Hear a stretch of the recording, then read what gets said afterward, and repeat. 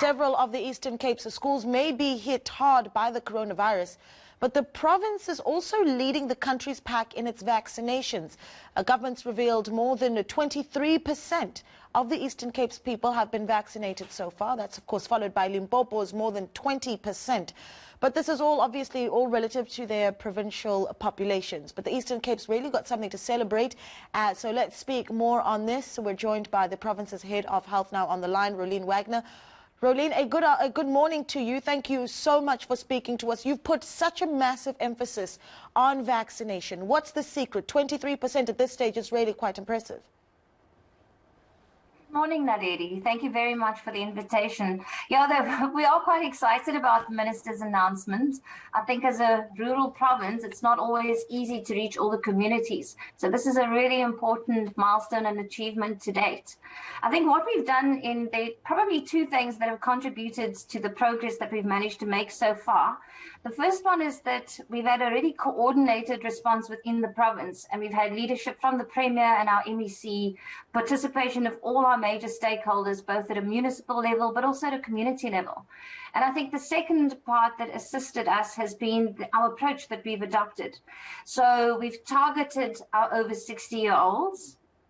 We've increased the number of sites that people can access vaccination services. So we've got outreach sites, especially in our rural areas, trying to reach those far-flung, hard-to-reach communities.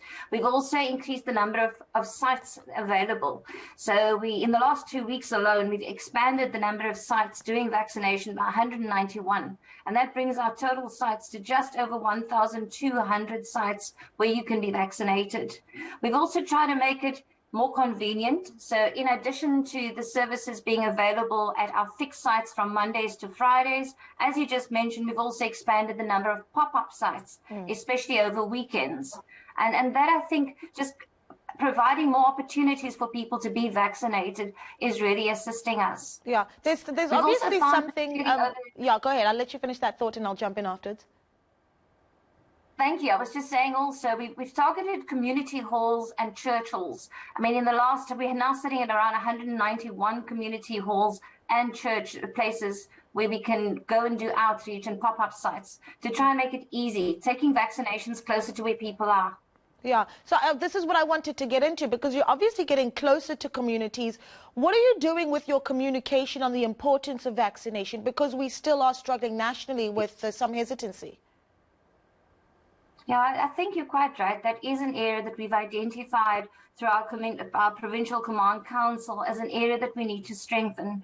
So within our department, what we've started doing now is on our Facebook page as well as our website, we've started uploading all of the sites in each district. We've completed 3 districts now, and we're going to be uploading them so that members of the community can go to one site to find information about how to access it. But more importantly, we're now starting to flight information around the vaccine hesitancy. So people are concerned about whether or not it's safe. And so it's reassurance around what to expect, that the side effects are really those reported have been really mild systemic side effects. And also just to encourage the impact. We need to vaccinate to save lives. Yeah, you also... can understand.